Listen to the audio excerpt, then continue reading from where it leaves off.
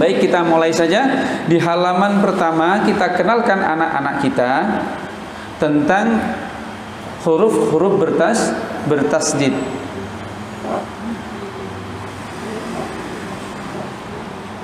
Yang perlu kami tegaskan tentang makharijul huruf kepada anak dan sifatul huruf kepada anak. Anak-anak itu belum kuat, belum mampu untuk memahami tentang sifatul huruf, belum bisa memahami.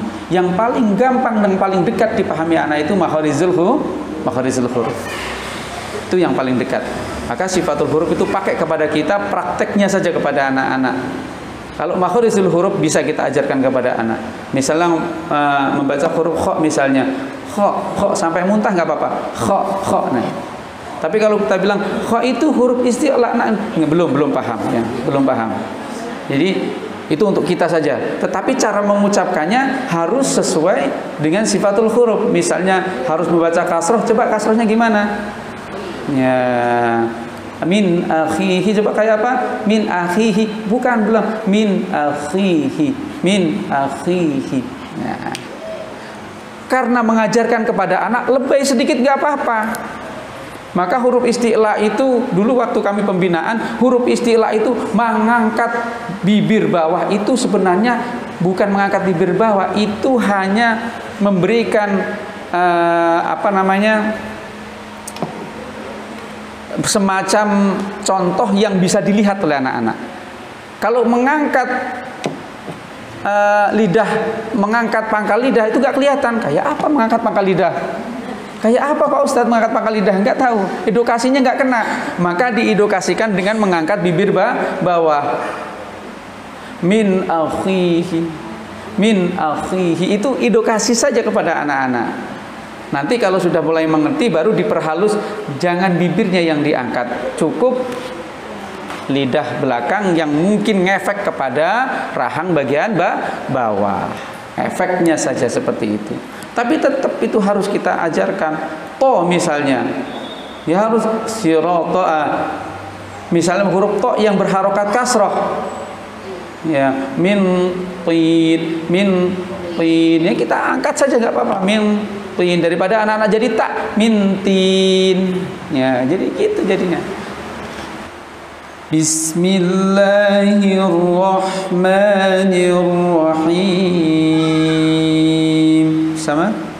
Bismillahirrahmanirrahim. Kepada anak-anak tidak perlu penjelasan, langsung praktek. Salla sama dengan salla, sallama. Salla sama dengan salla, sallama. Thabbata fabatha faddala farraha. Thabbata fabatha faddala farraha. Untuk jilid ini kita pakai skema nada apa? Nada keberapa? Semestinya skema 4.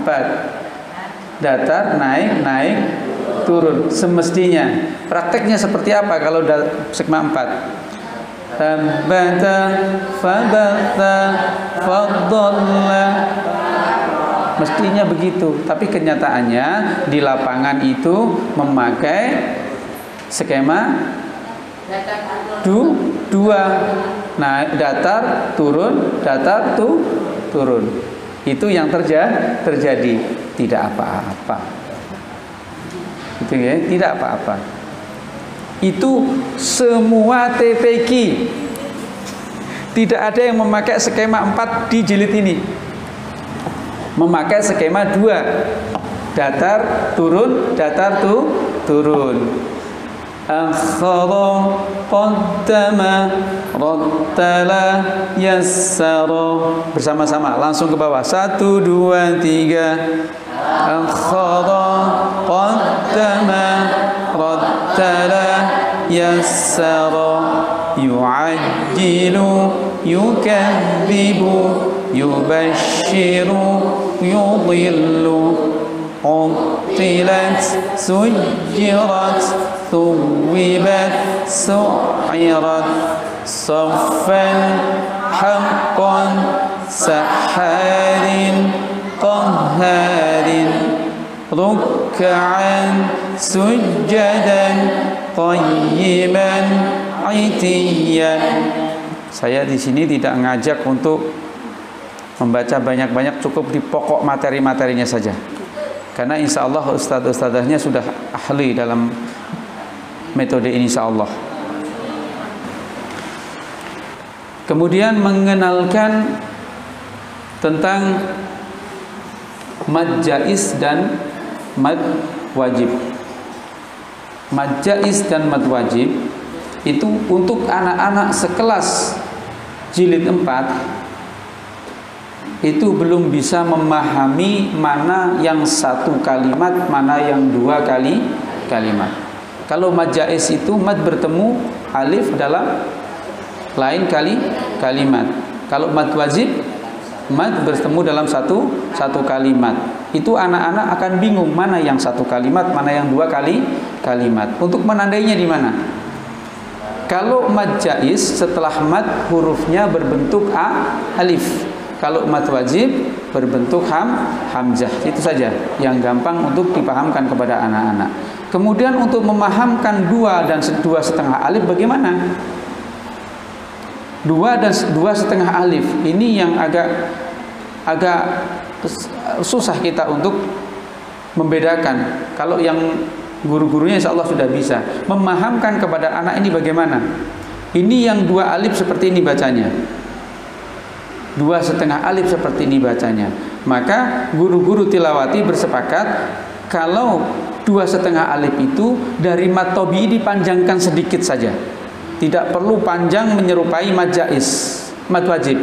Jadi mad jaiz itu karena mad jaiz itu bisa 1 alif, 2 alif, ya. Mad jaiz itu bisa 1 alif, bisa 2 alif. Cuman kalau kita pakai yang 1 alif nanti menyerupai mad tabi'i. Takutnya anak-anak nanti tidak bisa. Nah, ini untuk anak-anak saja. Kalau untuk kita semua nggak apa-apa. Asal kita konsisten, istiqomah membaca dalam satu fase. Misalnya tadarus, ini tadarus membaca dalam satu fase. Saya akan memakai mad jaiznya 1 alif. Ya pakai 1 alif semua. Jangan digabung nanti sekali-kali 1 alif, sekali-kali 2 alif. Jangan. Nanti bingung yang ini salah ini kayaknya.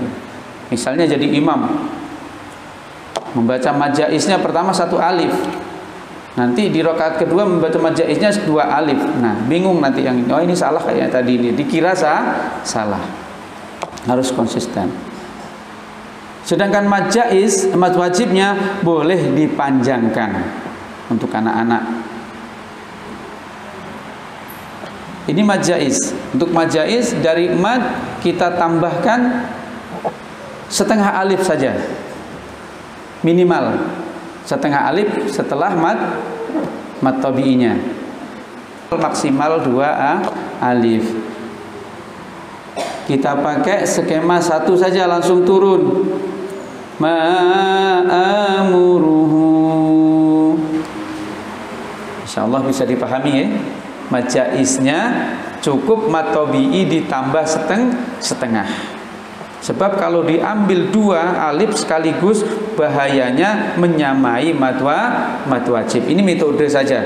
Nanti dalam praktek boleh 2 alif. Yang penting bisa dibedakan. 2 alifnya seperti apa, nanti 2,5-nya seperti apa. Kalau 2 alif yang sebenarnya kita pakai ma'amuruhu ja'a 'alal araiki wara'a zuhurihim, kan hampir sama tadi ma'amuruhu. Kalau nggak hati-hati jadi sama. Maka untuk membedakannya cukup mad tabi'i ditambah setengah untuk mad jaiz, mad wajibnya tetap 2,5 alif untuk metodenya saja. Jangan sampai disalahartikan. Bukan untuk hukum tajwidnya, bukan, untuk metodenya saja memudahkan supaya membedakan antara mad jaiz dan mad wajib. Lanjut kepada mad wajibnya. Kalau ini insya Allah nggak ada masalah. Mad wajib kita kenalkan kepada anak-anak kita, tidak perlu teori yang berlebihan, langsung kita praktekkan. Ini mad wajib namanya, dibaca lebih panjang dari mad jaiz, lebih panjang. Panjangnya berapa anak-anak tidak paham, panjangkan saja. Ya, mau 2 kali? Ya, mau 3 kali boleh. Alal araiki ki wara'a zuhurihim khati'atuhu ja'ahum nadhirun. Sama-sama. 1, 2, 3. 5 dari 5. 1, 2, 3. Ma'akum ja'ahum kitabun la yahdi kaidal khainina naghfir lakum khati'atikum sanazidul muhsinina qala rabbukum wa rabbu abaikumul awwalina fabi ayyi ala'i rabbikuma tukadzibani. Insyaallah bisa dipahami untuk mad jaid dan mad wajibnya ya. Kemudian masuk ke nun tasdid dan mim tasdid. Nun tasdid, mim tasdid dibaca dengung 1/2 alif, namanya gunnah. Jangan langsung gunnah, dipraktekkan gunnah, didengungkan. Inna sama dengan inna, amma sama dengan amma. Dibaca bersama, inna jahannam. 1, 2, 3. Inna jahannama amma yasifuna thumma yumitukum thumma yuhyikum innahu alimun inna kunna fa'ilina mimma tashrabuna falamma hadaruhu mimma yamkuruna innama kunna nakhudu mimma ya'rishuna wa tusamma salsabilan. Untuk dengung ini memang upayakan lama anak-anak. Kalau biasanya untuk metodenya dilamakan, itu dalam prakteknya biasanya dia mengurangi.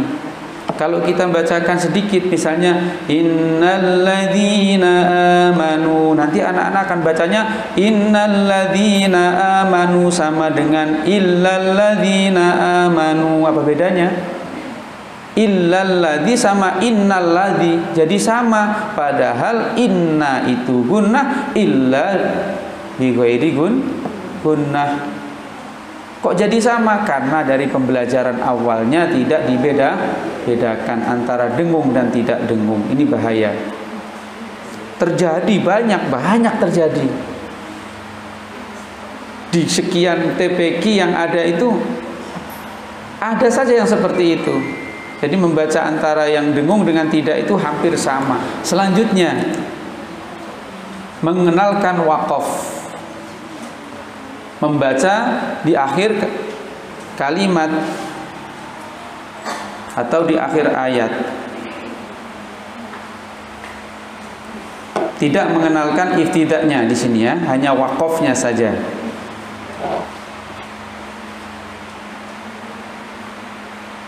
Dulu waktu awal-awalnya membacanya yaqinun, yaqinu, yaqinin, yaqini, yakin, ada yang begitu. Tapi awal-awal harus dipahamkan, dibaca yaqin. Dulu waktu saya awal ikut pembinaan, jika waqaf dibaca, ada jika waqafnya. Jadi yaqinin, yaqini, jika waqaf dibaca yaqin. Kemudian direnovasi akhirnya menjadi cukup dibaca saja. Dibaca yaqin. Setelah pertemuan sekian kali tidak usah lagi ada dibaca, tetapi langsung yakin. Sudah beberapa kali pertemuan yang di Praga, ya, yang di Praga.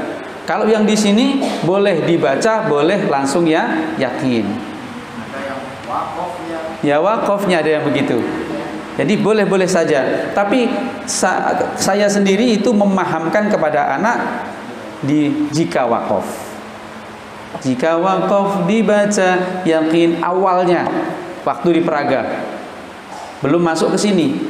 Di Praga sudah ada duluan. Ini halaman 12 sudah berketemuan yang berapa kali itu? Sudah pertemuan yang 12 kali. Artinya anak-anak udah paham. Langsung masuk ke sini jadi bacanya ya yakin. Tidak lagi dibaca atau jika wakaf tidak usah. Karena di Praga sudah ketemu berapa kali itu? 12 kali. Ketemuan yang 12 itu 12 kali berarti sudah berapa kali ketemu yakin ini? 12 kali berarti sudah 4 kali. 3 kali ketemu. 3 kali ketemu. Artinya anak-anak sudah paham. Baik. Kita coba bersama. Saburun, saburu, saburin, saburi, sabur. Kafiruna, sama dengan atau dibaca kafir supaya ada lagu tengah naiknya.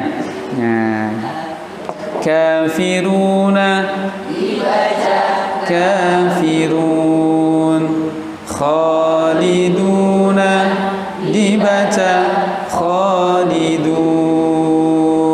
Ya, yang jadinya lagi sebelahnya ini mad iwadnya. Boleh anak-anak dikenalkan ini namanya mad iwad, boleh. Tidak juga tidak apa-apa. Hudan dibaca huda. Kalau di sini, kalau di Praganya kita kenalkan hudan, jika waqaf dibaca huda, sudan, jika waqaf dibaca sudah.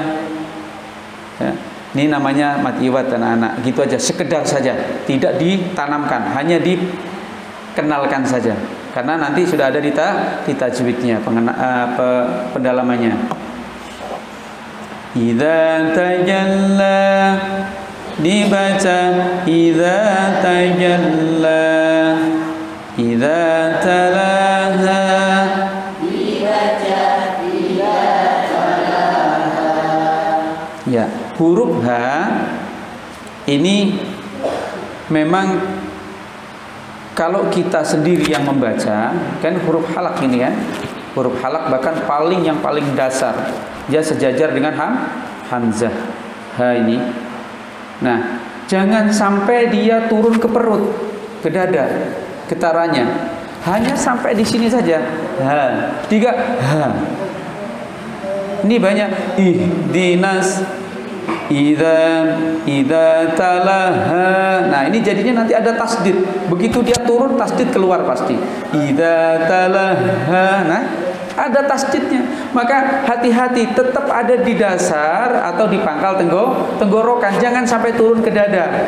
Idza talaha dibaca idza talaha, bukan idza talaha. Lanjut. Kita baca dari Hakiman. 1, 2, 3. Hakiman, dibaca Hakiman. Ghafuran, dibaca Ghafuran.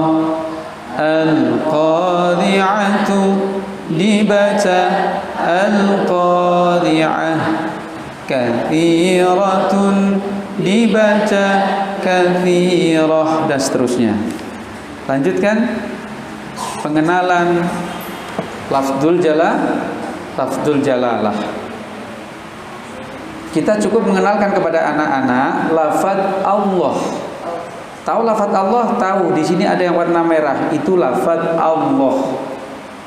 Sebelum lafadz Allah, kalau hurufnya di atas semua dibaca tebal. Kalau hurufnya di bawah dibaca tipis. Tidak usah dikenalkan tarkik tafhim. Cukup tebal di tipisnya. Dipraktekkan kemudian. Bismillahirrahmanirrahim. Walillahi 'alallahi kitabullahi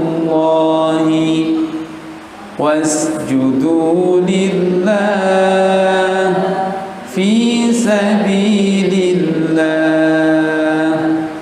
Dzalika amrullah yafsahillah. Allahu latif. A'udzu billah. Ala la'natullahi 'alal kafirin. Wallahu la yuhibbul mufsidin. Lima takfuruna bi